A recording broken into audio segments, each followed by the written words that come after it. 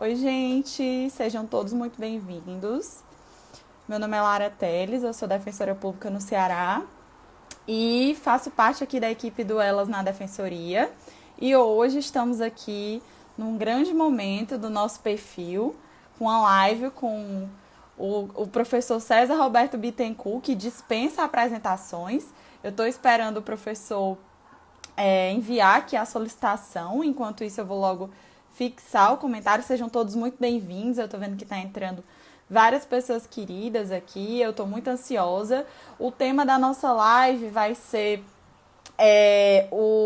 os reflexos da lei anticrime no Código Penal, certo? Enquanto o professor César não entra, eu vou fixar aqui o tema da nossa live. Boa noite às elas na Defensoria, a Lina, a Bia, a Priscila que entrou antes também. Um beijo para o professor Rodrigo, que é defensor aqui também no Ceará.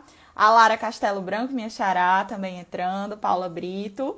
Esperar o professor entrar. Ele já tinha respondido aqui. O Wilker também, defensor público lá em Pernambuco. Eu vou aqui logo fixar Diogo, diretamente de Portugal. Um público super especial, assim como o nosso convidado. Deixa eu fixar aqui o comentário da nossa live. O professor mandou aqui um comentário para mim no direct, dizendo que pedindo para eu conectar. Eu já conectei, mas ele ainda não entrou. Pri, pede para ele entrar na live, porque aí quando ele entrar na live eu faço a solicitação. Sejam todos muito bem-vindos. A gente já está com o público aqui bom. Estamos só esperando o professor César entrar. Ele já está por aqui no Instagram, já mandou mensagem aqui que apareceu aqui em cima. Deixa eu ver se ele mandou alguma mensagem aqui no WhatsApp.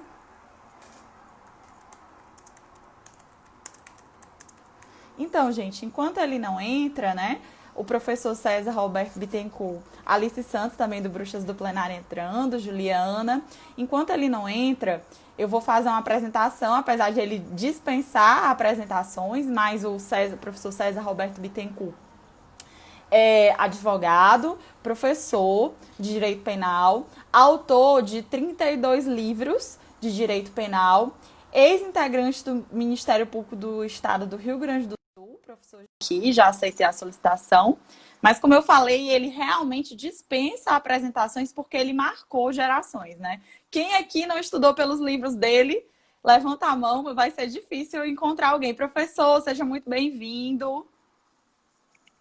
Tudo bem? Alô? Tudo bem? Deixa eu botar meu... Seja certo, à vontade. Eu estava só aqui ele apresentando, mas de fato o senhor dispensa apresentações, né? Assim, quem não conhece César Roberto Bittencourt?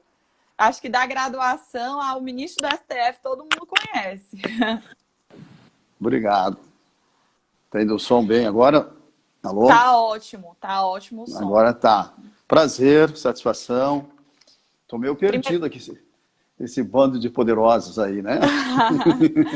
Primeiramente, eu queria agradecer o senhor ter aceitado esse convite para estar aqui juntamente com a nossa equipe do Elas na Defensoria, participando desse projeto. Realmente, eu fiquei muito feliz de o senhor ter aceitado esse convite. Nos conhecemos virtualmente na segunda passada, lá no Congresso verdade. da Rede Júris, né, de Goiânia. E foi muito bom. É um prazer enorme recebê-lo. E assim, vou lhe dar a palavra para fazer as apresentações introdutórias e iniciais, mas aquele nosso roteirinho eu até divulguei aqui mais cedo, o pessoal está bem empolgado para ouvi-lo sobre aqueles pontos, né, da lei anticrime, mas deixa-lhe à vontade para iniciar como quiser.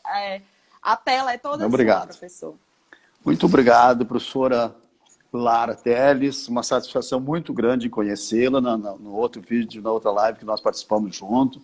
Pude perceber o seu talento, a sua preparação como grande professora, grande expositora, escritora, doutrinadora, defensora pública, quer dizer, um monte de coisa. Passou em vários concursos aí, né? Em primeiro lugar. Então, eu que sou muito amigo do Ceará, eu devo ter comentado, eu gosto muito do Ceará.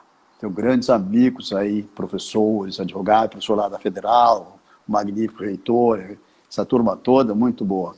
E de muitos anos que eu gosto de ir à Fortaleza, né? Porque é sempre agradável. Eu, na minha avaliação, que me perdoe as outras, né? Mas Fortaleza é a melhor cidade, a cidade mais bonita, mais acolhedora do Ah, eu Nordeste. Então, concordo. eu sou meio suspeito para falar nisso. O professor Cândido Albuquerque sabe muito bem disso. O Sérgio Rebouças, comentaste o nome dele, que são uns amigos muito queridos, né? Aliás, estou fazendo a apresentação do livro deles, já aproveito para anunciar aqui. Crimes contra o Sistema Sim, Financeiro. maravilhoso. Então, são pessoas Maravilhoso. assim, encantadoras. Na verdade, vocês são especiais, porque temos um tratamento espetacular e assim a vontade de estar em Fortaleza é muito maior do que a distância, que é longe, né? Mas a vontade é superior. Então, eu me sinto assim, lisonjeado pelo convite. E uma coisa muito particular, eu acho que tu deves ter ouvido aí, eu gosto muito da Defensoria Pública. No caso estadual, das defensorias públicas, pelo trabalho social, fantástico, atencioso, assim, dedicado que vocês fazem, porque não é só na parte criminal, né? Então, um Estado, um país tão carente como o nosso, o papel da defensoria é alguma coisa assim extraordinária e vocês resolvem isso muito bem. Eu falei esses dias para a Defensoria Pública do meu estado, do Rio Grande do Sul, também me convidaram, fiquei muito feliz, porque o estado da gente, né? Então, você tem um vínculo afetivo maior e eu conheço desde o nascimento da defensoria deles. Eu sei quem fundou, como começou, quem foram as pessoas. Eu tive também com a Defensoria de Pernambuco, a Gina comandando, né? Deve ser tua amiga, Ela já tá vi por vocês fazendo aqui. live, tá por aí, já entrou, né? Que eu acho ela também maravilhosa, né? Então, eu acho... Sou suspeito para falar de defensoria, mas eu gostaria mesmo de ter a oportunidade de falar com vocês. Então, eu estou passando, queria dar uma justificativa, estou fora do ar desde sexta-feira, quinta-noite já, porque havia um prazo para mim e eu tenho que entregar até amanhã à noite Nossa. um recurso especial para o STJ. Né? Então, eu estou apavorado, porque eu não sei como é que eu vou fazer para terminar até amanhã, né? Ainda bem que isso aqui eu não Então, perdi, eu tive que ficar pensando nisso, me esqueci um pouco dele para poder elaborar. E aqui as coisas são muito pessoais, eu tenho que fazer, não dá para os outros. Até que eu fiz antes o recurso, fiz o júri todos, então, trabalhando nele. Mas, isso eu aqui só é até reforço, uma então, o pausa. convite, tipo, pelo senhor ter, em meio a esse momento tão atarefado, ter aceitado estar aqui com a Mas a gente não gente. tinha previsto isso, de repente abriu o prazo ali, é uma honra, né? Nossa. É um prazer, vai ser uma hora aí que vai nos atrapalhar também, né? Então, meus cumprimentos a vocês. Eu verifiquei assim, elas na defensoria são perigosas. Eu, há muitos anos, quando eu voltei da Espanha, o doutorado, em 92, quando cheguei, eu falei, o que você quer? Digo, quero ter os mesmos direitos das mulheres.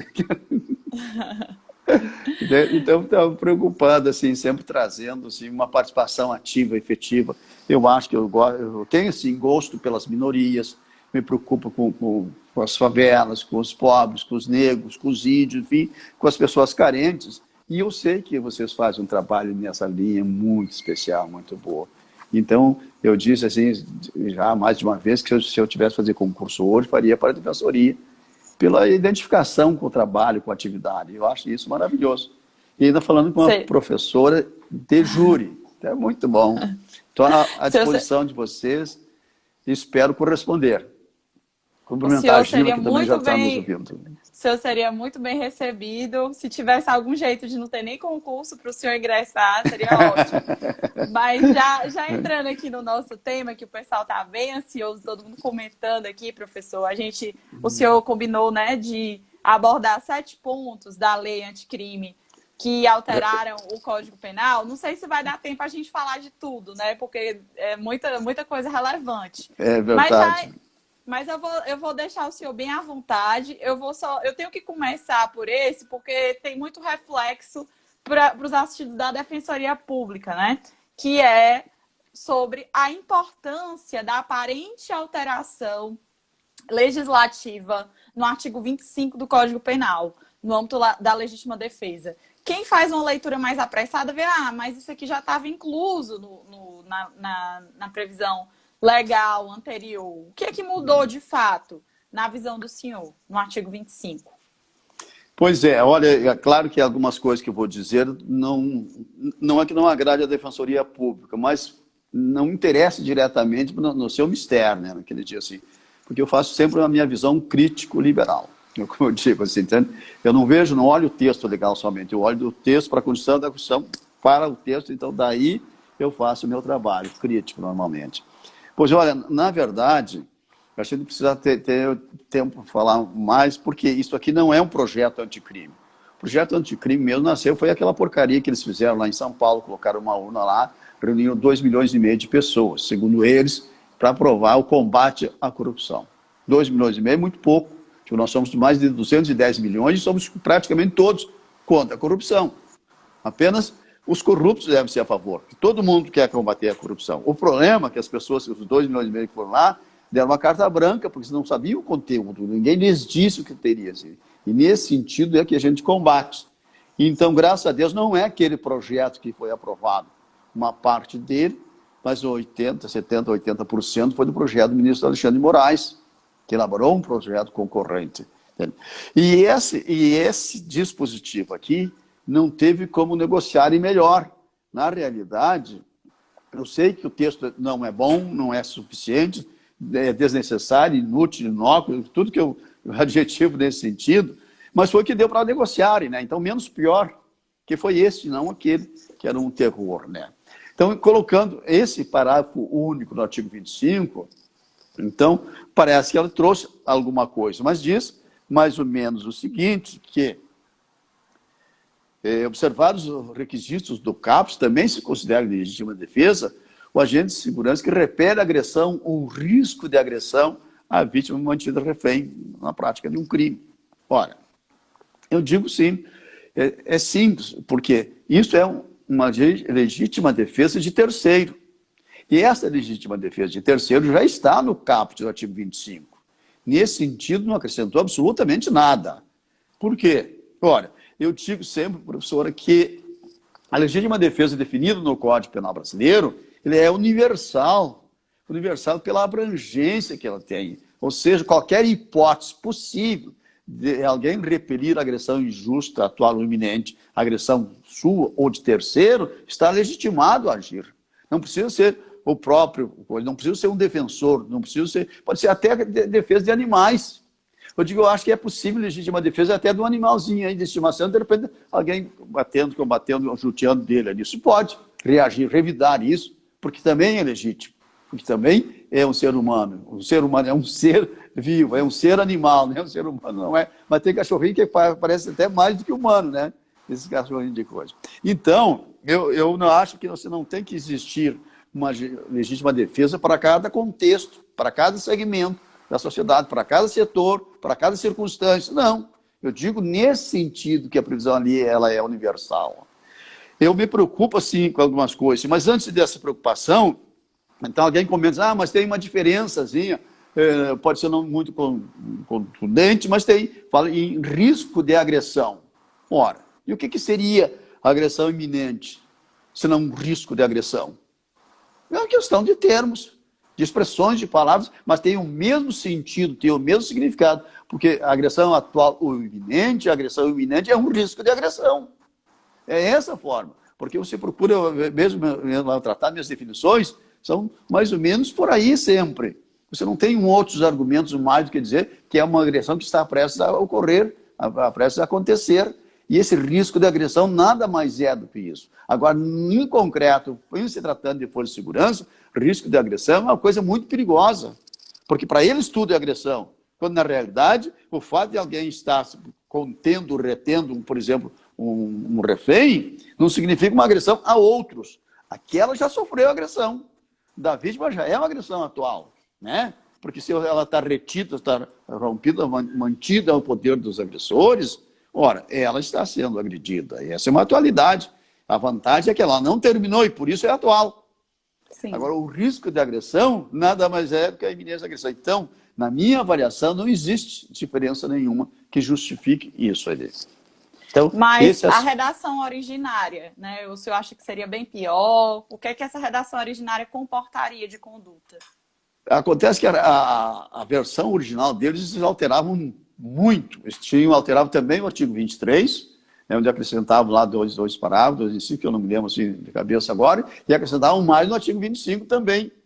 Então, ela era muito mais abrangente, muito mais contundente. Era, na verdade, uma licença para matar. Ela tinha uma liberalidade muito grande para as forças de segurança. E esse foi o aspecto, esse foi o sentido.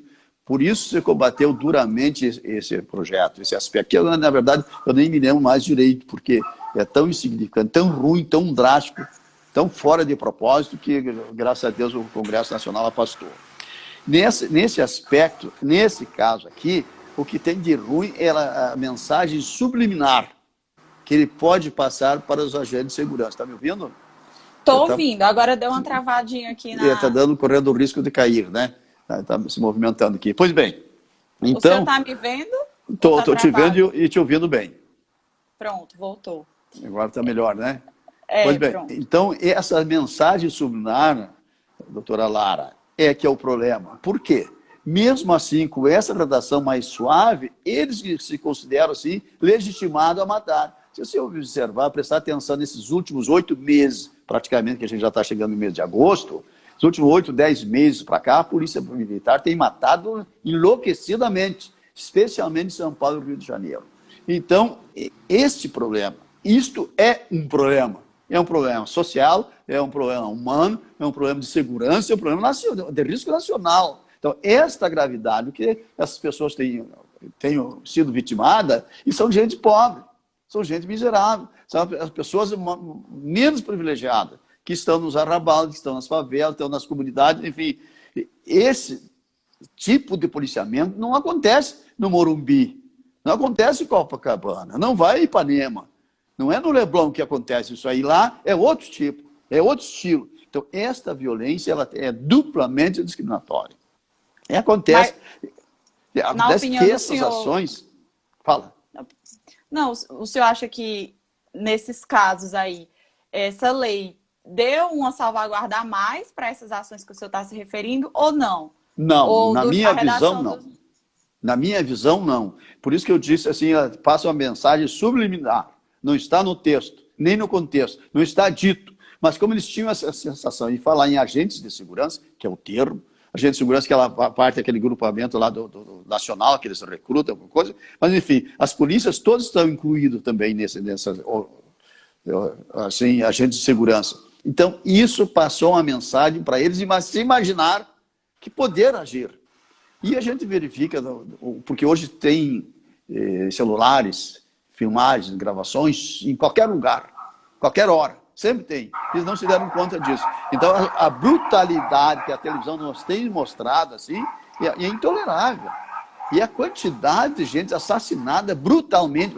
Esse dia agora, o último aqui foi um menino aí, correndo numa moto, o policial atirou 2 vezes nas costas dele, desarmado, sem nada, andando de costas. Foi preso em flagrante, mas daí a vida foi. Eu quero saber como é que vai ser o julgamento. Na minha avaliação, ainda o Ministério Público tem sido conivente com esta violência policial. Porque normalmente esses casos nem são denunciados. Então, esta falta de uma fiscalização maior, acho que o Ministério Público teria que estar mais antenado, tinha que ser mais contundente, mais presente e demonstrar que não tolera esses assassinatos. Porque isso são verdadeiros assassinatos que têm acontecido. Então, nesse sentido, preocupa bastante. Não que o texto em si trouxesse alguma coisa. Não trouxe. Não trouxe. Legalmente, juridicamente, pelo texto, e o contexto não tem nada, absolutamente nada.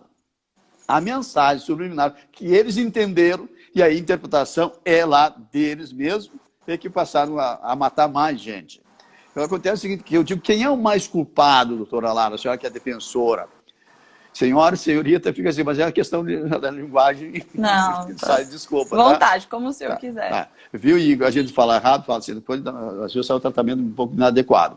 Mas veja bem, o que acontece? Então, eles nessa legitimidade, os indivíduos quer são denunciados, quer são processados, então eles ficam mais abusivos, ficam muito piores, muito mais graves. E as coisas não podem ser assim. Eu lembro, comentei já várias vezes, aquele caso do Rio de Janeiro, começo do ano, um professor que estava retornando no final da tarde para casa e foi assassinado. Assassinado é o termo adequado.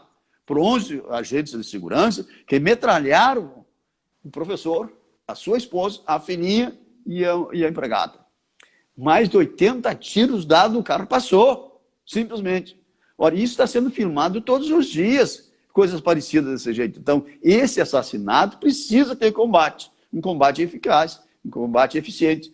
E daí você fica com uma dúvida, quem é o mais culpado? É o indivíduo que puxa o gatilho ou é quem dá a orientação para ele? Quem é o que dá o policiamento para eles? Normalmente é um capitão, um major, um tenente, alguém que faz esse policiamento, esse ensino para eles. Então, o cara mais bandido é o melhor. O cara que mais assassina é o melhor. Não é essa a questão. Então, para mim, é preciso uma nova mentalidade. Tem que reformular a mentalidade das corporações. E quem dá o comando, quem faz o policiamento, ensina o policiamento, o treinamento deles, é tão responsável quanto. E eu acho até que, eventualmente, é mais culpado que quem puxa o gatilho. Por quê? Porque ele passa a mão nas paredes, ele recomenda isso, ele orienta assim. Então, essa gente sai enlouquecida para atirar, para matar, sem nenhum risco, pessoal, sem nenhuma necessidade. Então, quanto a isso, essa legítima defesa, essa previsão, trouxe uma mensagem subliminar pior. Porque eles entenderam, de repente, que eles podem matar, então estão autorizados. Que as coisas não são assim. Pois aquele cidadão teve a ousadia que matou o menino que estava numa moto, assim, 3 metros da frente dele, saindo, fugindo. Sim. Ah, mas ele furtou uma moto. E daí? E daí? Tem prisão para quê? Tem esse monte de gente lá para quê? E o pior, chegou 8 viaturas em seguida. 8 viaturas no local ali. Quando o cara assassinou covardemente o menino com a moto. Então, isso não pode acontecer. Isso não tem como a sociedade colaborar com isso. Porque, de um modo geral, nós somos punitivistas. Nós, digo sociedade, todo mundo é punitivista. E depois você tem ainda alguém que pega e recebe mais um ensinamento e age que pode ser, quer fazer justiça pelas próprias mãos. Então nós temos um problema muito grave na sociedade. Porque a sociedade acha que a polícia pode fazer. Não é com ele, não é com a família dele, é do outro pobre, não sei de onde. Então eles acham legal. Então isso é muito ruim. E essa sociedade, esse pensamento punitivista vai para a universidade. Mas lá você tem 2 anos de direito penal. No máximo, e uns 3 de processo penal no máximo, entende? Mas você não consegue mudar essa mentalidade. Então, por que tem os juízes punitivistas? Por que tem o Ministério Público punitivista? Porque a sociedade é assim, e esse menino vai para a universidade, ele não tem tempo de receber uma formação melhor, e sai pior do que entrou, tipo carcerário, tipo os carcerários, como é que estão, os prisioneiros, perdão. Eles vão para lá para se recuperar, depois eles saem pior do que entraram. E assim tem sido também as meninas que chegam na universidade, jovenzinho, com 18, 17 anos por aí, já com um pensamento desse, punitivista. Porque a sociedade é assim, punitivista, para os outros. Para os outros, é sempre no vizinho, é sempre no outro lado. Pois bem, então ele sai de lá muito pior. Por isso que nós temos juízes punitivistas, temos as pessoas assim. São muito poucos, menos de 10%, que são o pessoal que vai estudar e aprende. Mas nesse caso, professor, é justamente o contrário, né? Nesse caso, se não há nem a denúncia, não há qualquer punitivismo, na verdade. Porque nesses casos... Não, mas o sentimento de punitivismo, eu digo, o sentimento da população é punitivista. Você acha que tem que ser... Mas por quê? Porque ele pensa nos outros, não nele. Não é comigo, é só para os outros. Quando então, chega nesse na sua sentido vez, que eu digo, né? Exatamente. Professor, e aproveitando que a gente está falando de homicídio, que acaba atraindo a atenção para o procedimento do júri, tem vários comentários legais aqui que eu queria ler, mas a gente tem que aproveitar, sugar o máximo do senhor, eu já vou passar para o próximo tópico, se você quiser. Tá. Mas vamos ver se a gente pode, sem precisar, quando chegar 1 hora, tu desliga, a gente fica mais uma meia hora depois. Certo, tá certo. E aí, muita gente... Quando eu anunciei a live, teve até uma pessoa muito querida que trabalha no Ministério Público aqui do Ceará, que falou, eu quero assistir a live, tomara que chegue no ponto 7. Eu não sei se ele está aqui online, mas depois vai querer me trucidar. Ele vai saber. E aí, professor, que é uma das grandes polêmicas aqui da nossa live e aí, a prisão automática na condenação pelo júri? O que é que o senhor pensa sobre esse dispositivo, sobre a sua constitucionalidade ou inconstitucionalidade? Eu acho um grande retrocesso. Eu acho um absurdo que, de repente, você tenha prisão automática no Tribunal do Júri. Primeiro lugar. Segundo lugar, o Supremo Tribunal Federal reconsiderou e foi claro, decisivo. Prisão só depois do trânsito em julgado. A não ser aquelas prisões cautelares devidamente fundamentadas. afora. Isso é incondicional. Isso é decisão do Supremo Tribunal Federal, que voltou atrás, reconsiderou e voltou lá, que é o posicionamento que tinha em 2009 já. Pois bem, e agora, de repente, aparece essa ideia de prender no Tribunal do Júri prisão automática. E essa é a coisa mais absurda do mundo. Em primeiro lugar, tem uma prisão legal, inclusive, né? Com pena superior a 15 anos, 16 anos. Ora, qualquer homicídio qualificado tem pena superior. Qualquer. Você trabalha no Tribunal do Júri, sabe bem disso. Qualquer, você arruma um pouquinho, levanta ali, os juízes punitivistas, como eu te falei, que tem muita gente assim, eu conheço muitos, pelo menos. Claro que tem muitos juízes conscientes, melhor preparados, que pensam diferente, mas tem a imensa maioria. Pois bem, então, esse é um problema muito grave, em primeiro lugar. Em segundo lugar, começou um argumento meio tolo do ministro Toffler, lá no Supremo Tribunal Federal, no final do ano passado. Não, pois eu até penso que estamos votando para impedir a prisão antes do trânsito julgado. E lá eles argumentam, eu só faço uma ressalva no Tribunal do Júri, porque lá é um crime muito grave, um crime que tira a vida da pessoa, e demais tem um problema a vitaliciedade, os vereditos, você não pode combater, você não tem que... Essa autonomia tem que ser mantida. Essa soberania tem que ser mantida, é o júri, o Tribunal do Júri. Só tem um problema, as coisas não são bem assim, não é exatamente isso. A soberania dos vereditos é verdadeira, só tem um detalhe, como é que foram feitos os vereditos? Como é que se chegou até lá? A forma como o júri se desenvolveu, as circunstâncias que envolveram aquele caso. Então nós temos lá a previsão exatamente das alternativas que pode anular o júri. Ora, se o júri pode ser submetido até a novo julgamento, decisão manifestamente contra a prova dos autos, ou a não formulação de quesito obrigatório, qualquer coisa, ou pelo menos no sistema de prova, nós temos N alternativa de 593 lá que autoriza a realização do novo júri. Por quê? Exatamente porque os vereditos estão sendo contestados? Não. É a forma como foi levado o julgamento. É a forma como se realizou a quesitação, por exemplo. Se realizou a votação, da forma que foi construída. Então, isto aqui não é soberano. Tanto não é soberano que ninguém levantou a inconstitucionalidade desse artigo 593. Né? Está lá. Ora, então, esses aspectos não podem passar despercebido. Você não pode fazer de conta. Se você diz que a prisão só pode ser legitimada depois do trânsito julgado, tu não pode fazer uma ressalva desse tamanho. Olha, por exemplo, eu tive agora, final de fevereiro, eu tive um julgamento no STJ, e eu fiz um júri no interior do Rio de Janeiro. 2 tentativas e um crime consumado. O crime consumado eu absolvi, lá no júri. E as tentativas foram condenadas, duas tentativas. Chegou no Tribunal do Rio de Janeiro, ele anulou a absolvição, é um péssimo, viu? É um péssimo, a 8ª Câmara Criminal do Rio de Janeiro. Todo mundo diz que é o crime de gás. Então, ele anulou, o relator, a absolvição, e disse que, sob o argumento de que a legítima defesa não estava bem caracterizada, que faltaria um requisito. E sequer falou em decisão manifestamente contra a prova dos autos.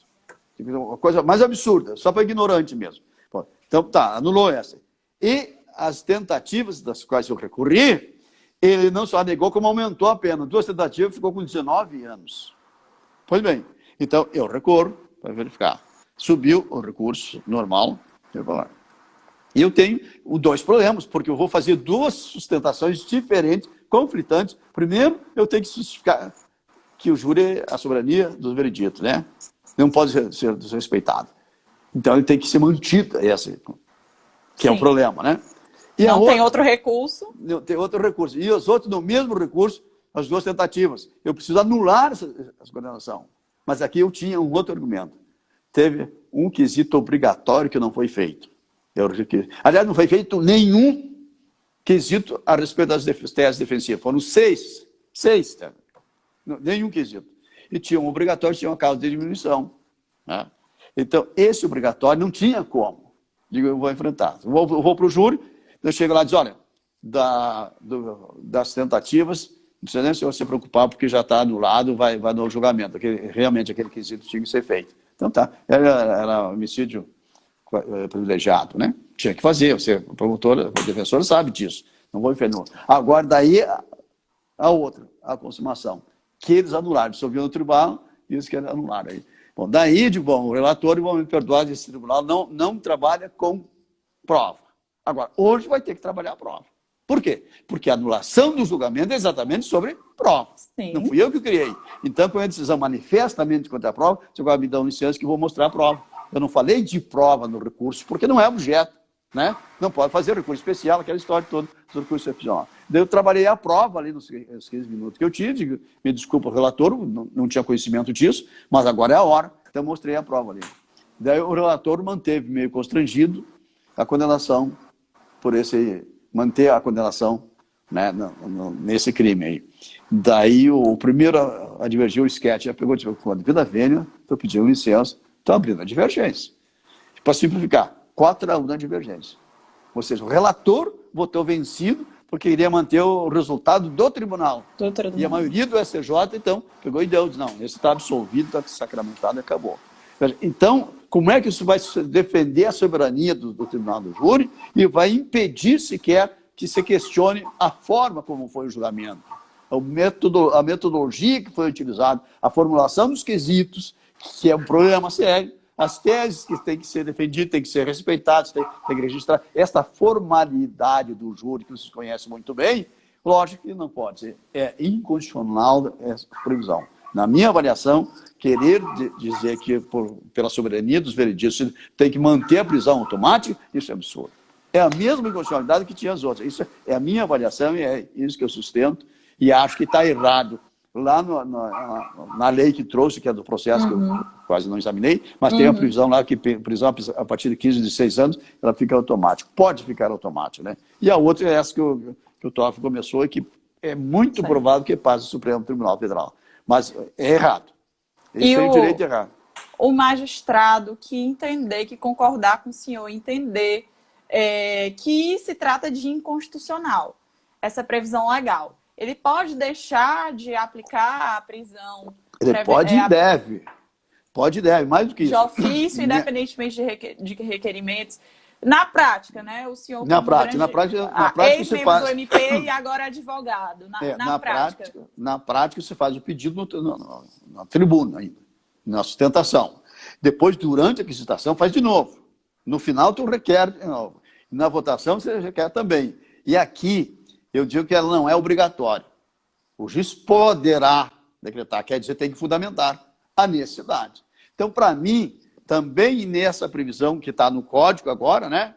Essa previsão tem que ser fundamentada para o juiz da necessidade da prisão, do fundamento. Se ele tiver esse fundamento, é tipo aquela prisão. Quando aquele HC, deixa eu ver o número, 126.292, 126.292, que eles determinaram então, a possibilidade da prisão, né, no segundo grau. Mas veja bem, foi deturpado, foi distorcido, porque não disse isso. Ou que aquela decisão disse que era possível. Ora, possível significa que tem que ser fundamentada. A regra é fundamentada, porque a prisão preventiva sempre foi possível. Aliás, teve uma época que era obrigatória, mas depois que vieram para cá, nos nossos tempos, para cá, o tema começou anteontem, mas o meu tinha muitos anteontem, né? Então, a partir desse momento, essa prisão tem que ser fundamentada.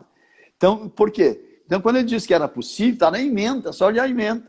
Então, quando diz que era possível, não é que ela passou a ser automática, pelo contrário, ela passou a ser possível, não automática. Se passou a ser possível, é tanto quanto da prisão preventiva. O juiz tem que fundamentar, demonstrar a necessidade, a recomendação da prisão. Caso contrário, não tem que dizer. Então, o parecer para manter preso era maior do que o parecer para manter solto. Era simples. Então, diz com base no HC 126.292, eu estou mantendo a prisão. Está errado. Todas as decisões foram erradas. Certo? Mas passou a ser moda. Era assim, o TRF4 chegou a criar uma súmula de prisão automática. Automática e obrigatória, que é uma coisa absurda, eu nunca vi. Automática e obrigatória. Bom, se é automático, precisa ser obrigatório. Ou se for obrigatório, precisa dizer que é automático.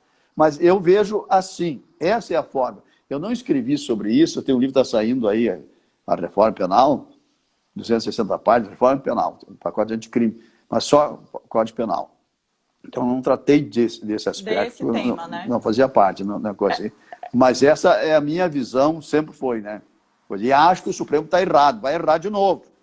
vai errar de novo nos Tem a argumentos. Deise aí para avaliar, né? Como é que vai porque ficar. é isso que eu falo de punitivismo, né? Essa sensação que o Supremo tem feito ultimamente é simplesmente dificultar a defesa. Então, aquele negócio da defesa ampla é só retórica. É só retórica. Parece que ela está na Constituição, está ornamentando a Constituição. Mas cumprindo mesmo, o Supremo e o STJ têm encontrado recursos escusos para manter, para deturpar o entendimento da Constituição. Sim. Então, esse é um problema bastante sério para quem faz trabalho de defesa. E fora que a soberania dos vereditos é entendida, está no capítulo da Constituição de Direitos e Garantias, né? Uma garantia do réu. Então, deixa o réu renunciar ao tribunal do júri e aí tudo bem. Né? Então, quem for ao tribunal do júri... Mas isso não se estuda, não se admite esse direito, né? Isso não se pensa, não se argumenta. Porque agora, eu não o latrocida, por exemplo, o latrocínio, ele vai ter direito, né? Se for comparar a gravidade, estupro seguido de morte, latrocínio, vai ter direito ao trânsito em julgado, mas o réu do júri, o argumento... uma infalibilidade do jurado, que não é quem atua na prática, sabe? O argumento é aquele, que o latrocínio é um crime contra o patrimônio e o outro é um crime contra a vida. Então, é essa distinção. Mas, na verdade, se faz um jogo de palavras. O problema do veredito, repetindo, a soberania dos vereditos não autoriza prisão automática. Aliás, nunca autorizou. Nunca foi assim, porque, de repente, agora eles descobriram, como é que é? Descobriram a África, né? Eles diziam antigamente. Pois, na realidade, a soberania dos vereditos nunca levou a ninguém sequer pensar em declarar a inconstitucionalidade daquela prisão que permite o recurso da coisa. Então, nós temos essas hipóteses. Ela tem que ser fundamentada. Como tem vários riscos, várias possibilidades de reformar a decisão aqui nos tribunais superiores, não é justificativo para você determinar ela obrigatória. E, na verdade, eles não estavam querendo transformar em obrigatório, mas o que tem na lei é a possibilidade. Só essa possibilidade, a prática e o sentimento punitivista dos intérpretes leva a tornar, de repente, ela automática, assim. Mas é preocupante, é muito preocupante, e vocês da Defensoria trabalham muito mais com isso, eu trabalho muito menos, não é da minha plataforma, então, eu quando fui promotor, era meu cartão de visita, mas hoje, há muito tempo, não. Então, faço eventualmente, gosto. Se o senhor ainda fosse promotor, o que é que o senhor faria? Eu faria a mesma coisa, faria a mesma coisa, sabe por quê? Isso é uma pergunta interessante. Sabe que conhece? Eu tenho um livro chamado Falência da Pena de Prisão, conhece? Sim, conheço. Tá. Eu escrevi esse livro, eu era promotor de justiça, não era nem procurador, era promotor de justiça. Ainda promotor. Por quê? Porque a minha concepção, a minha formação ético-liberal é essa. Agora, eu nunca fui um promotor que relaxava, nunca fui, não. Eu mantinha, como promotor, eu fazia a minha função de promotor. Só a diferença é que a minha época de promotor era diferente. Nós nos considerávamos os primeiros custos leves. Isto é, eu preciso verificar, a lei me autoriza, eu posso fazer... Eu, promotor, posso agir, senão você vai, senão você não vai. Então mudou a mentalidade. Hoje, os caras, se tiverem, eles fecham o olho, passam por cima. Então, essa é a realidade diferente de antigamente. Então, sim, o fato de eu ser promotor ou não promotor não me impediu de escrever a falência da pena de prisão como eu escrevi. Porque é um pensamento, eu não misturo as coisas. Eu sou doutrinador, tenho essa visão. A forma não era só eu, o pessoal do meu tempo, que faz bastante tempo, né? Trabalhavam assim, tinham essa concepção, essa visão do direito do modo geral. Sim.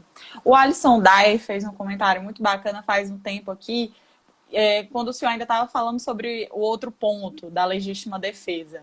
Vou ler aqui o comentário dele, foi bem interessante. Antigamente, o estímulo ao cometimento de violações de direitos humanos ocorria desde a academia de polícia. Hoje temos cursinho com professores ensinando técnicas de tortura. Infelizmente, o que a gente vê aqui pelo Instagram, né, nos concurseiros de concursos da Polícia Militar e, às vezes, de concurseiros também que almejam cargo de promotor de justiça, a gente vê esse punitivismo exacerbado. Por exemplo, outro dia a gente viu uma postagem aqui que dizia o seguinte: não vejo a hora de passar no meu concurso e ter meu 38 para matar bandido. Então, assim, é muito triste, né? Porque isso vem agora... Tem que pegar e gravar isso aí para impedir que um tipo de pessoa assim assuma um cargo nesse. É um assassino.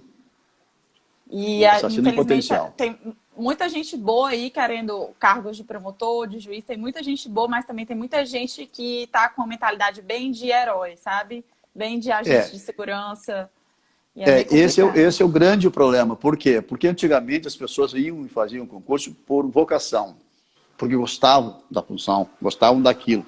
Hoje as pessoas vão com duas razões, basicamente. Uma, arrumar um bom emprego, ter um status, ganhar um bom dinheiro garantido. E o outro, ser um executor, ser um bandido, entre aspas, autorizado pela lei. Então, esse sentimento das coisas não é legal. Acho que as pessoas imaginam o cara que não vê a hora de poder assumir o cargo para poder matar bandido. Vê se esse cara pode passar num concurso, pode passar no psicotécnico. Não é possível. Então, essa mentalidade é muito grave. Mas essa mentalidade assim punitivista que eu te chamo, as pessoas trazem de berço, já ouvem em casa, estão acostumados, vão para a faculdade e continuam na mesma história, na mesma linha. E depois, de repente, dá o azar de pessoas assim passar, você tem um bandido oficializado. Porque, imagina o cara dizer, não vejo a hora de passar no concurso para matar bandido. Essa nunca foi função de polícia em nenhum lugar do mundo. Não tem.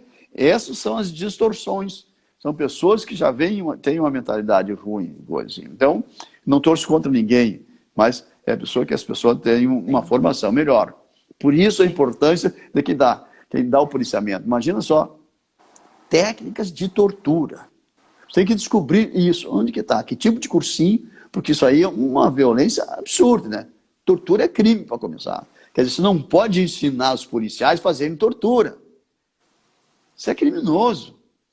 E aí você está nas mãos desse tipo de gente. Por quê? E quem mais sofre isso? Normalmente as pessoas mais carentes, as pessoas clientes da Defensoria Pública, as pessoas que precisam, que vão pagar que preço. Então, são distorções muito ruins, muito ruins. Por isso que você tem muita gente boa na polícia, no Ministério Público, na magistratura, tudo bem, mas também tem muita gente ruim. E quando tem muita gente ruim, eles acabam cooptando mais gente para o lado ruim também. Isso é uma coisa que preocupa a sociedade, não deveria ser assim. Mas, enfim, a gente tem uma formação, precisa... Sim. Pois não. E indo aqui para um próximo ponto que o senhor suscitou, né, na nossa conversa por WhatsApp, e aí eu pergunto para o senhor sobre o artigo 75 do Código Penal, que também foi alterado pela Lei 3.964. O que é que significa esse aumento de pena para 40 anos no máximo, após 30 anos de Constituição? Pois é, veja como são as coisas, né? E por que aumentar para 40? Não significa que foi um pequeno aumento só, doutora Leia. Foi 1/3 a mais da pena possível. 1/3, no momento dessa altura dos tempos de hoje. O que acontece? O argumento sociológico, político-sociológico que eles trouxeram é que, segundo o levantamento do IBGE, há uma expectativa maior de vida para as pessoas, para o ser humano. Olha, e não se examinou todas as nuances, todos os aspectos que deveriam ter sido feitos, porque isso muda de região para região, de estado para estado, até de cidade para cidade. No Rio Grande do Sul tem uma cidade perto de Caxias, no interior lá, que é Veranópolis. As pessoas lá, há décadas, têm uma longevidade maior que a média. Maior que então. Então, a média deles, há 30 anos atrás, já era de 75 anos. A gente não sabe o que é, porque eles têm a mesma coisa que tem em Bento Gonçalves, o mesmo que tem em Garibaldi, o mesmo que tem em Caxias, a região toda, e eles incrustados ali têm uma longevidade maior. Ora, e as circunstâncias, só porque eu disse que a probabilidade, ou a expectativa, pelo menos nem é probabilidade, é só uma expectativa, que pode ou não ocorrer, pode ou não se configurar, então já autoriza, bom, se ele pode viver mais, então ele pode ficar mais tempo encarcerado. Olha que raciocínio idiota, maldoso. Onde é que se viu? As circunstâncias são completamente diferentes. Por exemplo, ninguém sobreviveria dentro do sistema penitenciário brasileiro por 20, 30 anos fechado. Não tem como.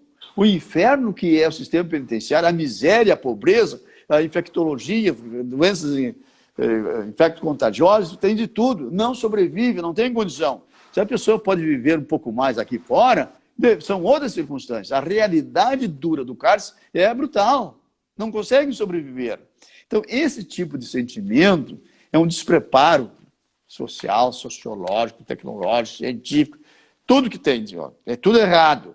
Até porque o cárcere, na verdade, é uma fábrica de delinquentes. O cárcere nasceu para recuperar as pessoas. Pelo menos teria essa finalidade inicial. E nós não vemos que alguma possibilidade no sistema penitenciário brasileiro, particularmente, recuperar ninguém. Por quê? Porque essa mentalidade de recuperar um indivíduo não existe no Brasil. Nunca existiu, nunca se aplicou qualquer tratamento ressocializador, nem máximo nem mínimo. Aliás, não sabe a diferença de um e de outro. Então, isso não existe. A circunstância é completamente diferente. Veja bem. Então, como foi elevado, não são pouca coisa. Eu disse, é 1/3 da prisão preventiva de 30 anos para 40. Pois bem, na verdade, nós não podemos perder de vista a possibilidade, a vertiginosidade, a rapidez e as transformações sociais ocorrem na sociedade. Então, há 30, 40 anos atrás era uma coisa, hoje não tem noção. Se tiver alguém que ficar entubado aí 20 anos, sai de lá e diz, não pode, eu nunca vi isso, o que é? O que aconteceu? Onde é que eu estou? Por quê? Por causa da velocidade das transformações. Ora, pois essa velocidade das transformações eu utilizaria exatamente o inverso. Ao invés de aumentar 1/3 a pena de prisão, diminuir 1/3, ou seja, de 30 para 20. Por quê? Porque uma coisa era você ficar preso 20, 30 anos, 10 anos, 40 anos atrás, 30 anos atrás, 50 anos atrás. Hoje, se você ficar 5 anos fora da sociedade, a transformação é muito grande. O ano passado, doutora, a gente não tinha esse contato, não tinha essa possibilidade. Isso é um avanço tecnológico extraordinário. Então, a rapidez da transformação social desautoriza esse raciocínio. Seria o inverso, teria que mudar. Por exemplo, quando lá na Grande Guerra, Segunda Grande Guerra Mundial, eu li num livro que eu não lembro nunca o título, que um soldado japonês se perdeu na guerra. Se perdeu lá, quase eles já deram como morto. Isso que terminou em 45, em 75 apareceu, os cidadãos acharam ele na selva, tinha perdido. Já. Pergunta, escuta, e a gente ganhou a guerra? Diz, não, a gente perdeu. Vamos para casa, vamos para casa. Quando chega, desembarca em Tóquio, e vê aqui, a gente não perdeu a guerra, porque a transformação, a evolução, Tóquio ficou destruído completamente. Mas a recuperação dos japoneses em 30 anos foi uma coisa assim monumental. Imagina se ele, com 30 anos, lá no século passado, em meados do século passado, vê uma diferença dessa, você imagina o período de hoje. Como é que tu pode retirar alguém da sociedade por 30, 40 anos, 20 anos? Não tem como. Então, o ideal seria, na circunstância, reduzir 1/3 e não aumentar. E mais, o que acontece? Pois os técnicos, o Ministério da Justiça, que é o responsável do sistema penitenciário, que não fez absolutamente nada em sentido contrário, de ampliar as vagas, de criar condições mais humanas ou menos desumanas que tem o cárcere. Nós temos hoje mais de 900 mil presos, é mentira que tem 800, tem mais de 900 mil presos e tem uma carência de 300 mil vagas. Ora, se nós aumentando 1/3 dos 30 para 40 anos, nós estamos aumentando 1/3 também das carências. Quer dizer, nós precisaríamos, em vez de 300, daqui a 10, 15 anos, de 600 mil. Então, esses aspectos precisam ser considerados. Então, esse negócio, para mim, é uma coisa mais lamentável de toda essa reforma. A pior coisa que tem foi exatamente esse aumento. Eu sei que todo mundo tem que cumprir, todo mundo tem que pagar pelo seu erro, mas tem uns limites. Nós podemos lembrar da humanidade, ou da desumanidade do cárcere. Agora, então, esse aspecto é para quem está a fim de fazer um concurso, e fazer uma prova dissertativa, descritiva, etc. Agora, o concreto, que, por exemplo, é a aplicação dos 40 anos. Como é que se faz? E esses crimes, esses processos estão em andamento, esses processos estão investigando. Se aplica ou não se aplica, retroage ou não retroage. Ora, todos nós sabemos que é uma norma penal, porque a ação penal é criminal, é de natureza penal material. Então, na verdade, eu acho que deveria fazer alguns raciocínios. Por exemplo, em primeiro lugar, tem que saber que só pode ser aplicado a fatos praticados a partir do dia 23, sob a vigência desta lei. Não é o processo em andamento, já está denunciado, está em sentença, está em recurso, nada disso interessa. O que interessa é a data do fato. Né? Direito penal material, a data do fato. Fora daí não tem como você trabalhar. Mas isso é um aspecto que tem que ficar assim, não há discussão, ninguém discorda, ninguém que entenda de direito penal, bem entendido. Né? Pois bem, fora isso, nós temos um outro problema. Como é que a gente vai fazer a progressão de regimes?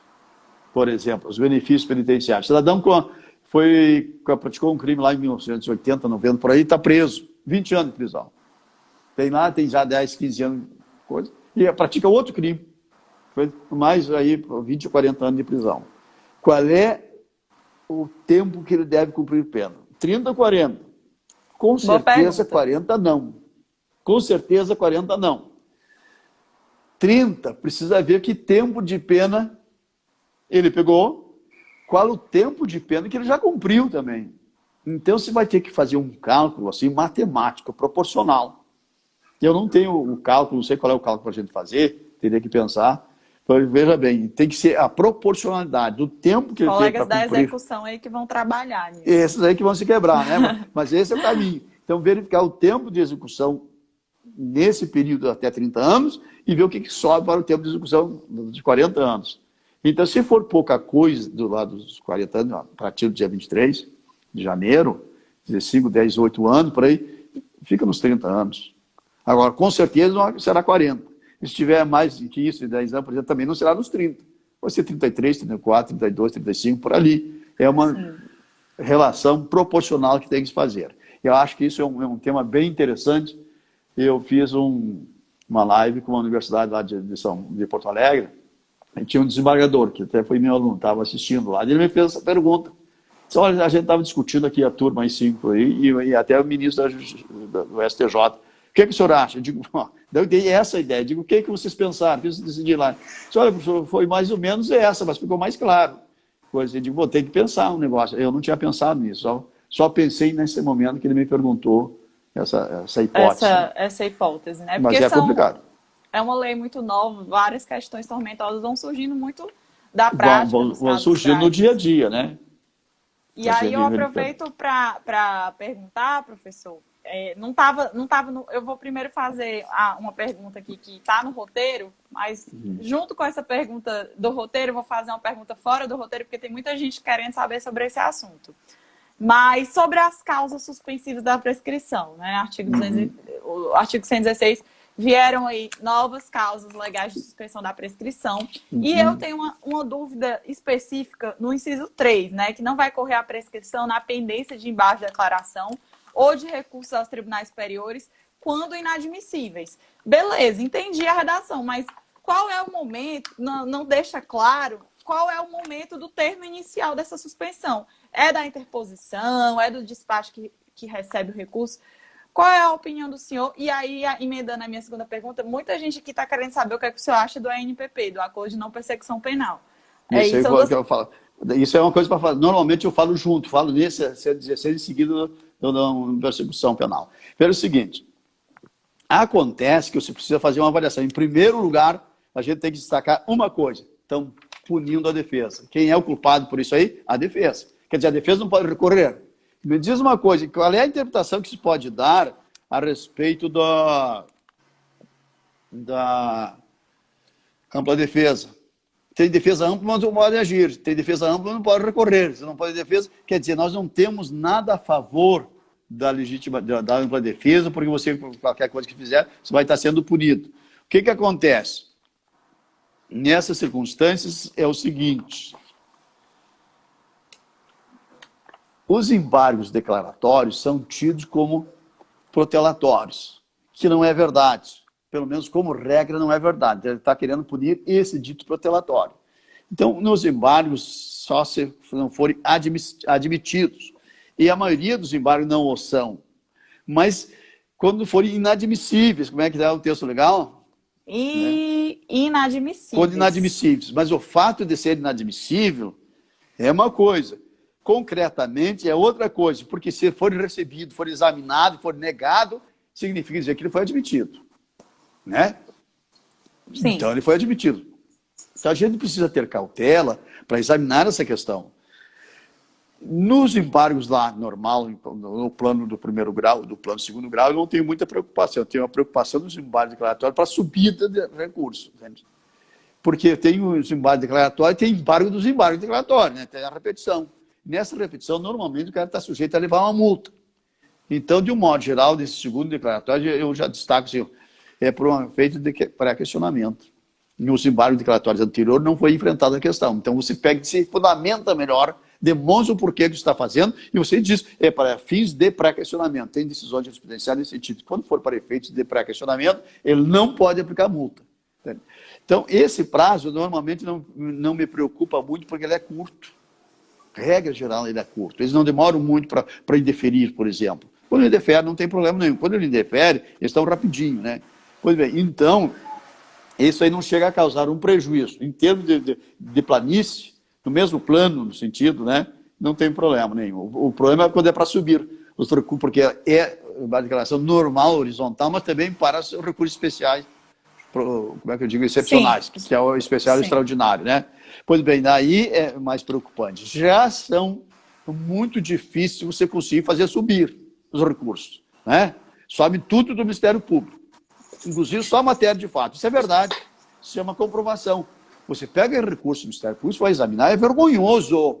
Não é a maioria, não, mas tem muitos. Você vai olhar, é vergonhosa a matéria de fato, só a matéria de fato, se fecha os olhos. Então, isso aqui é uma injustiça absurda que os tribunais fazem, o STJ e o Supremo com menor quantidade, mas fazem, de deixar subir o recurso do Ministério Público, mesmo matéria de fato, e não deixar subir da defesa. Da defesa, ele é bombardeado, desde o momento que se entra no processo lá, até que vá para o tribunal e até que você consiga fazer subir. Normalmente sobe com o agravo de instrumentos, já sobe enfraquecido, né? Chega aqui de noite, já tem um despachinho assim preparado durante a noite, na calada da noite, não satisfaz os requisitos legais, eu estou indeferindo o agravo. Quer dizer, você vai ter que entrar com outro recurso, né? É muito difícil, a advocacia criminal, principalmente, é muito difícil.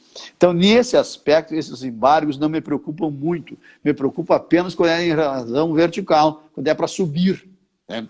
Que a maioria deles vão indeferir, e se bobear com essa possibilidade. Então, você tem que fazer os segundos embargos, para ir falando para advogados. Os defensores já sabem tudo isso, mais do que a gente, né?